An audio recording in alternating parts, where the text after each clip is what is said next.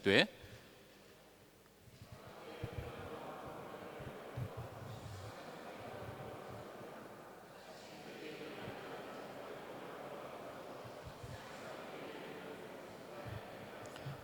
너는 장차 받을 고난을 두려워하지 말라. 볼지어다 마귀가 장차 너희 가운데에서 몇 사람을 옥에 던져 시험을 받게 하리니 너희가 10일 동안 환난을 받으리라.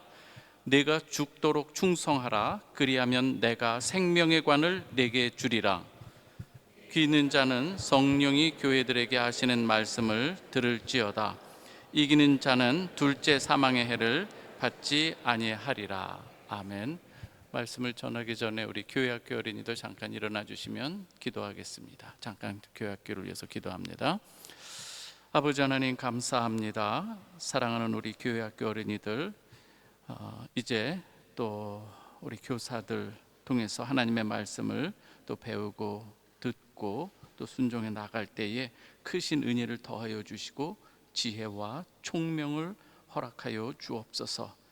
오늘 또한 이 또 작년 예배 가운데서도 성령께서 친히 역사하여 주셔서 말씀을 전할 때에 성령의 역사로 깨닫는 지혜를 허락해 주시고 결단하는 마음도 허락해 주옵소서.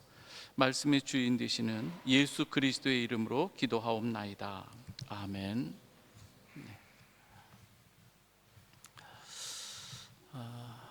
오늘 말씀은요, 제가 말씀을 증거한 후에 잠시 후에는 우리 김남순 소장님의 간증이 있을 것입니다. 그리고 예배 후에는 또 성경적 재정 강의에 대해서 아주 귀한 특강이 있습니다. 혹시 여행 중에 오신 분이라도 꼭 남으셔서 또 경청하시고 들으면은 후회하지 않으실 강의라고 생각이 됩니다. 먼저 미리 광고해 드리겠습니다. 우리가 주일마다 지금 계시록의 말씀, 아시아 7교회에 주시는 말씀을 우리가 함께 나누고 있습니다. 아시아의 7교회에 주시는 이 말씀이지만 오늘 우리 이 자리에 있는 우리 성도들, 또 각 교회에 있는 우리 지금의 이 교회들을 향해서 주시는 말씀이기도 한 것이죠. 오늘 본문은 우리 주님께서 다른 것이 아니라 주님으로 인해서 받는 이 환난, 이 핍박, 이 궁핍 가운데서 신앙을 지켜나가고 있는 이 서머나 교회에게 주시는 말씀인데요, 참 주님께서는 7교회마다 그 교회가 가지고 있는, 처해 있는 이 상황, 거기에 가장 적절하게 우리 주님께서는 자신을 소개하시는데요, 우리 서머나 교회, 환난과 궁핍과 이 핍박이 있는 이 서머나 교회를 향해서는 우리 주님께서 어떻게 자신을 소개하시는가 우리가 한번 좀 살펴보고 그 교회를 향해 주시는 말씀을 우리가 듣고자 하는데요, 먼저 우리 주님께서는 그 교회를 소상히 아시는데 9절에 보면 내가 네 환난과 궁핍과 곤고와 이 유대인들, 실질적으로는 사단의 회라고 하는 이 그들을 향해서 받는 이 핍박들 내가 너무나도 잘 안다, 이렇게 말씀하시는 것을 보게 됩니다. 이 그 서머나 교회를 향해서 우리 주님께서 어떻게 소개하시는가, 우리 한번 8절 말씀 한번 같이 읽어보도록 하겠습니다. 시작. 서머나 교회의 사자에게 편지하라. 처음이며 마지막이요 죽었다가 살아나신 이가 이르시되.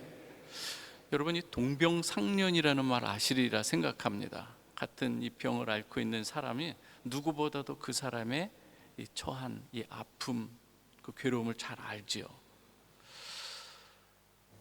그래서 그가 격려해 줄 때 진정으로 그 격려를 받을 수 있는 거예요.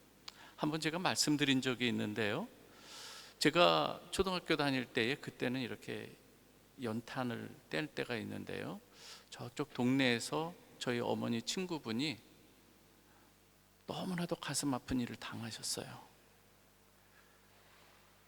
계절이 바뀌는 그때에, 가을에서 겨울로 접어드는 그때에 연탄불을 이 아들이 자고 있는 방에 넣어줬는데 너무나도 안타깝게 세 아들을 먼저 보내게 됐어요.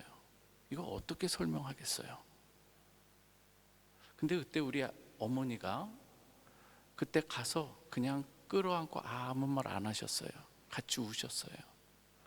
근데 다른 사람이 와서 이렇게 막 할 때는 막 뿌리치던 그분이 저희 어머니가 다가가셔서 그냥 안고 같이 울 때에 그거를 같이 부둥켜 안고 우셨어요.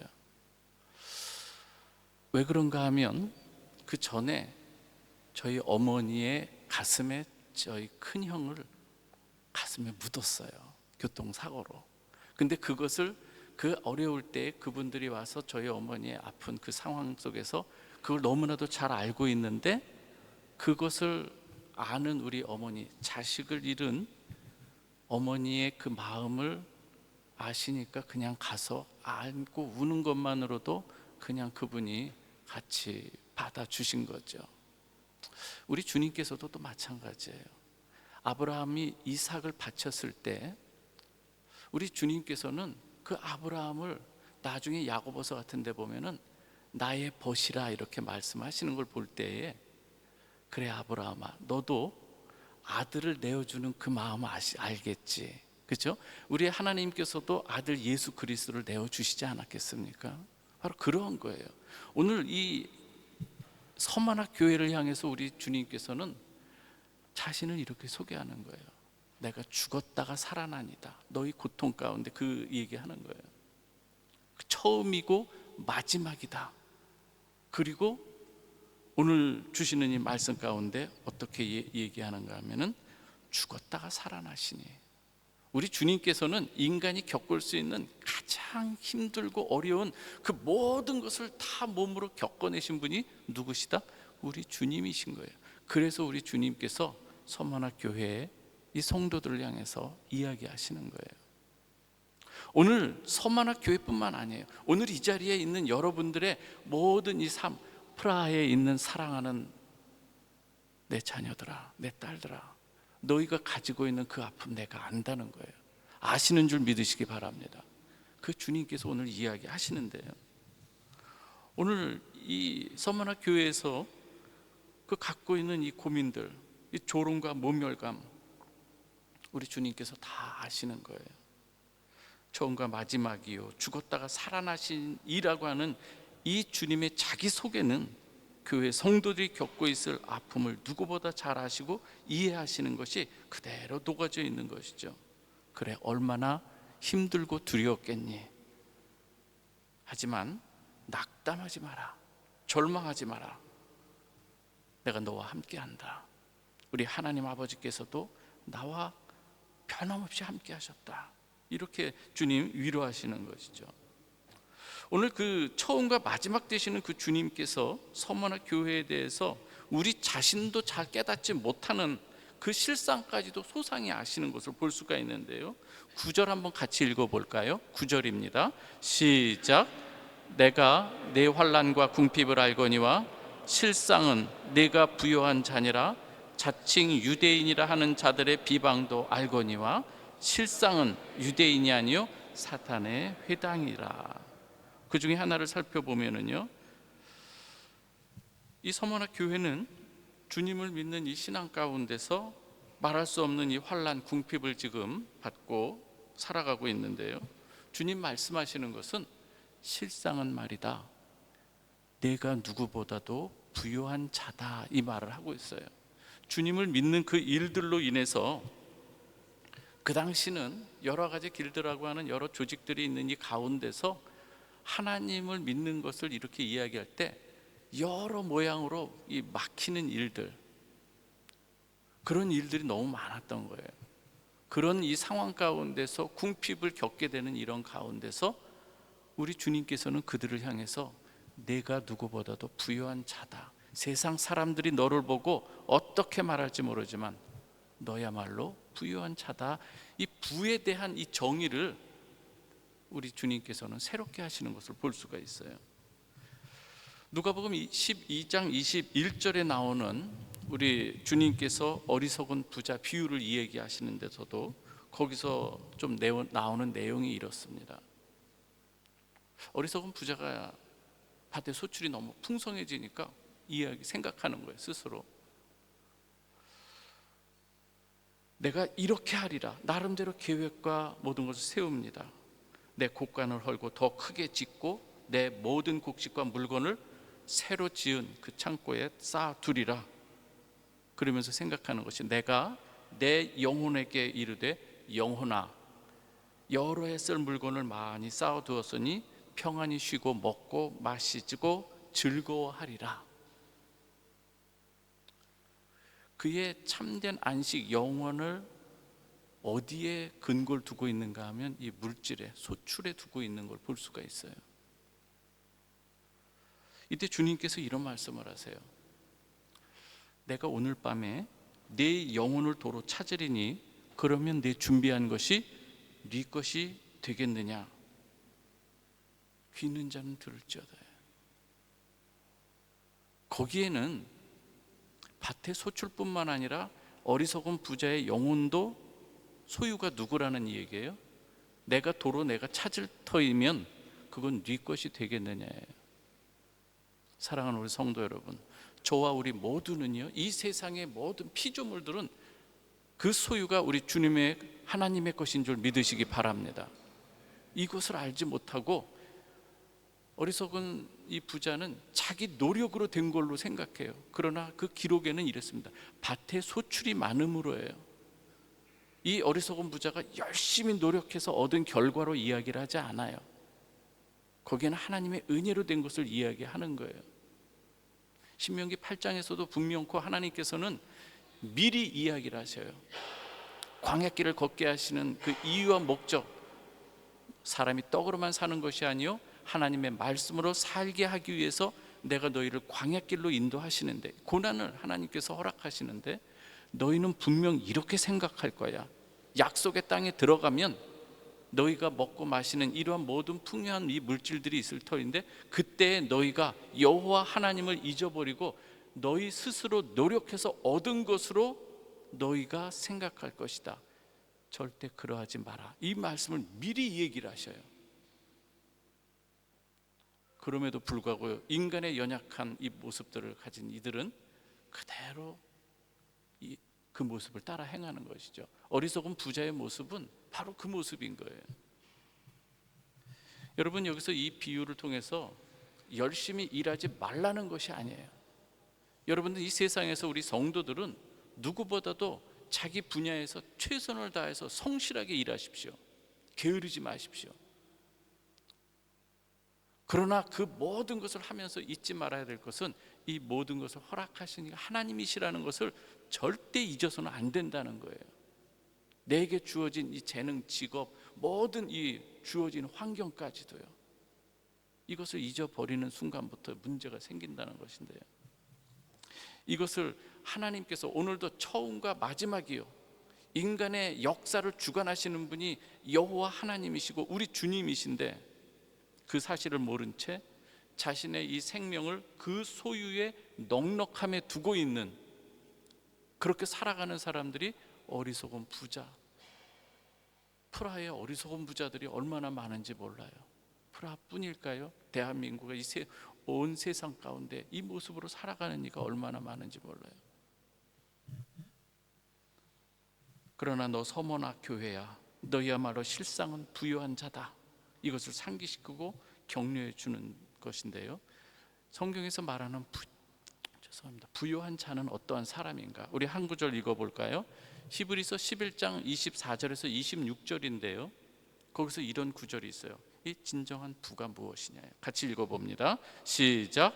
믿음으로 모세는 장성하여 바로의 공주의 아들이라 칭함받기를 거절하고 도리어 하나님의 백성과 함께 고난받기를 잠시 죄악의 낙을 누리는 것보다 더 좋아하고 그리스도를 위하여 받는 수모를 애굽의 모든 보화보다 더 큰 재물로 여겼으니 이는 상주신이시름을 바라봄이라. 이 사람이 부유한 자라는 거예요. 하나님의 기업을 받는 자인 거예요. 한 가지 의문이 들 수가 있죠.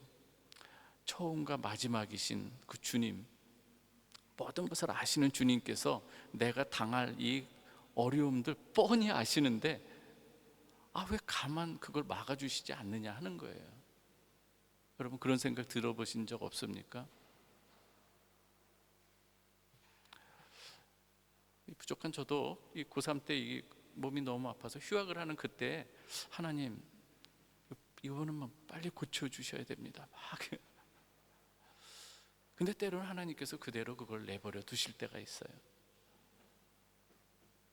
우리 인간은요 하나님의 뜻을 다 알지 못합니다. 그러나 지금도 말씀하는 것처럼 처음과 마지막 우리 인간 하나만 보더라도 이 강령이라고 하는 그 사람의 인생의 처음과 끝을 아시는 분은 하나님이신 거예요. 나도 내가 마지막을 모르는데 아시는 그분, 내가 앞으로 가도 아니 보이고 뒤로 가도 보이지 않으시는 그 하나님과 같을 때가 많아요. 욥의 고백이죠. 그러나 아시는 분 한 분 계시니 그분에게 나의 인생을 맡기는 게 지혜로운 사람인 줄 믿으시기 바랍니다. 그거 기억해야 되는 거예요. 우리에게 오는 아픔들이 있어요. 여러분 한번 생각해 보시기 바랍니다. 열이 나서 우는 아기가 있어요. 고통을 덜어주기는커녕 갑자기 그 열이 나고 어지러워하는 아이를 데리고 병원을 데리고 갑니다. 문을 열고 들어가니 이야기를 하니까 흰옷 입은 어떤 분이 날카로운 이 주사바늘을 가지고 여리고 여린 아기의 엉덩이 깊숙이 찌르고 약을 투여합니다. 아기의 입장에서는 어땠을까요?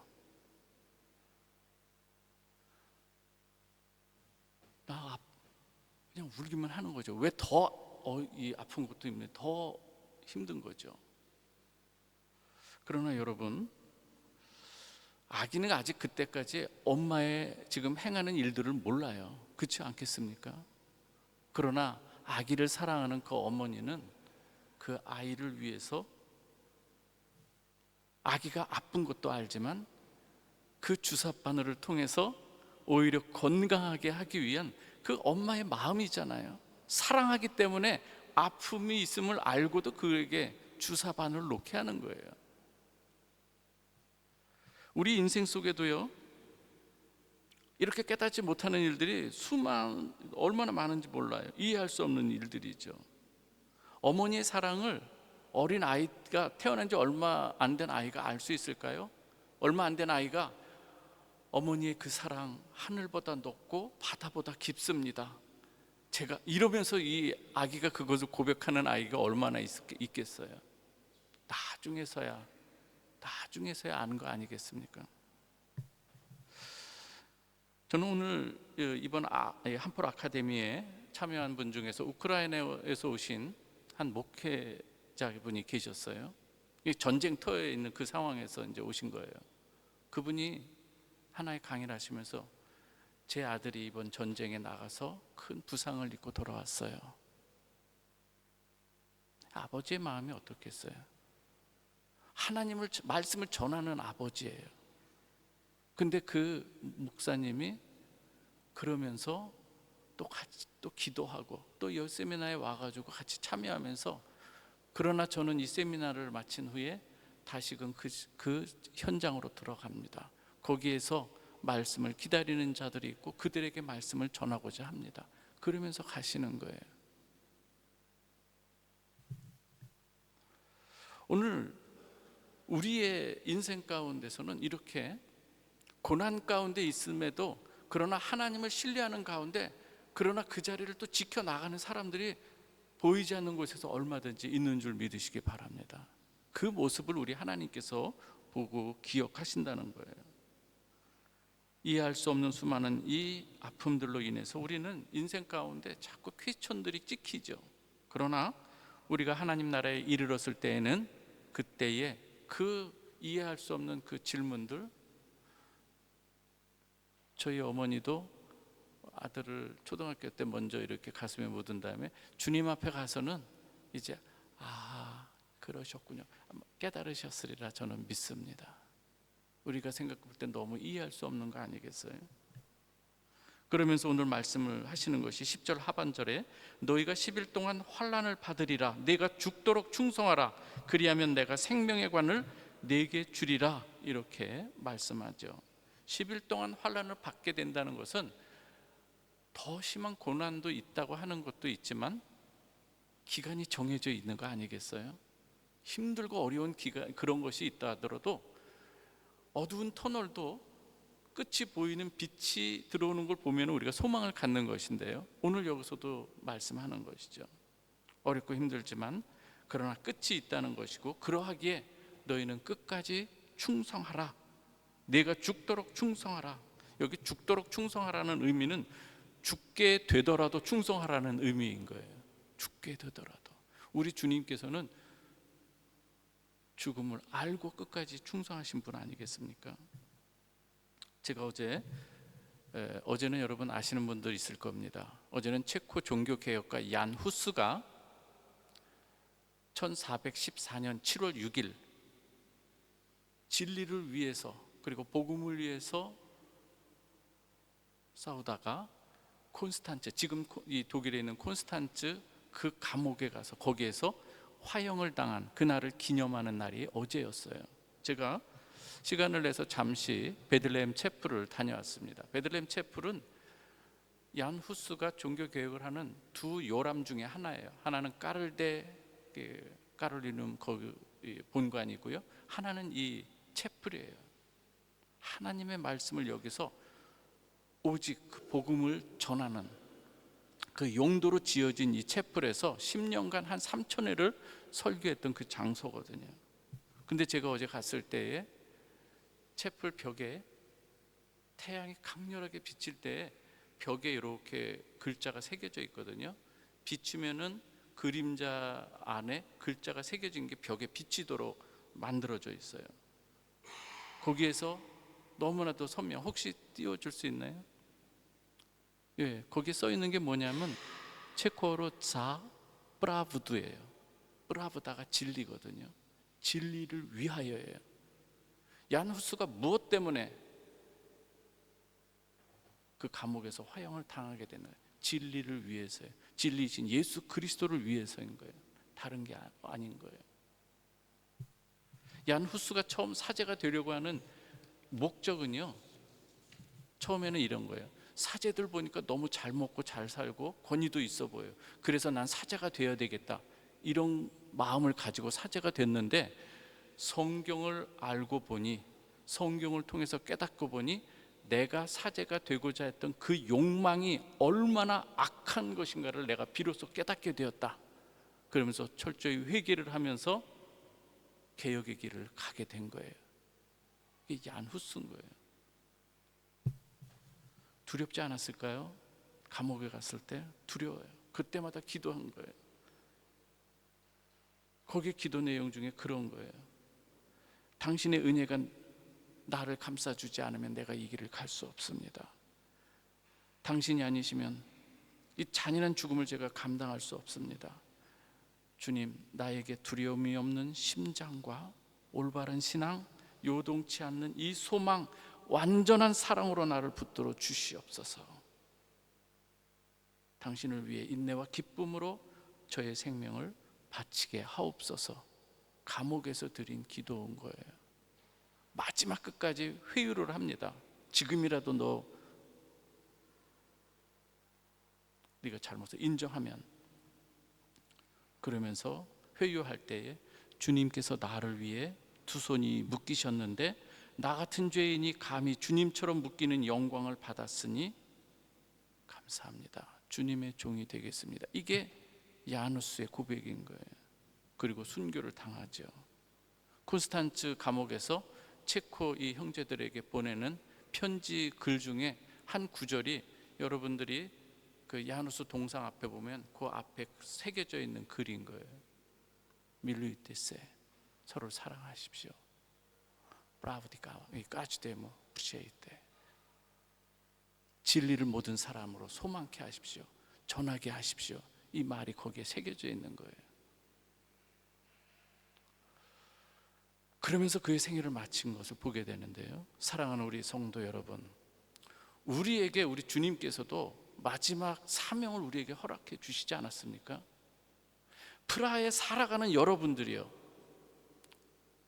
아무 생각 없이 먹을 것 마실 것 이것만 위해서 살아가는 것이 아니라 여기에 우리를 살게 하신 주님의 분명한 뜻과 목적이 있는 줄 믿으시기 바랍니다.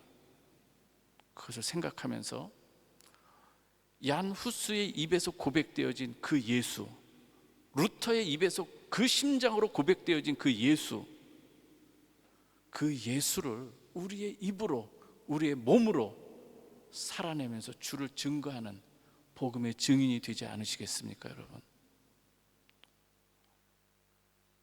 좁고 힘들지만 우리 그 길을 함께 가십시다. 기도하겠습니다. 아버지 하나님, 감사합니다. 오늘 아버지 하나님께서 이 서머나 교회를 통해서 환난 받는 이들에게 주시는 말씀으로 위로해 주시고 또 끝까지 죽도록 충성하라고 하시는 그 말씀 우리의 마음에 새깁니다. 주여 은혜를 베풀어 주옵소서. 예수 그리스도의 이름으로 기도하옵나이다. 아멘.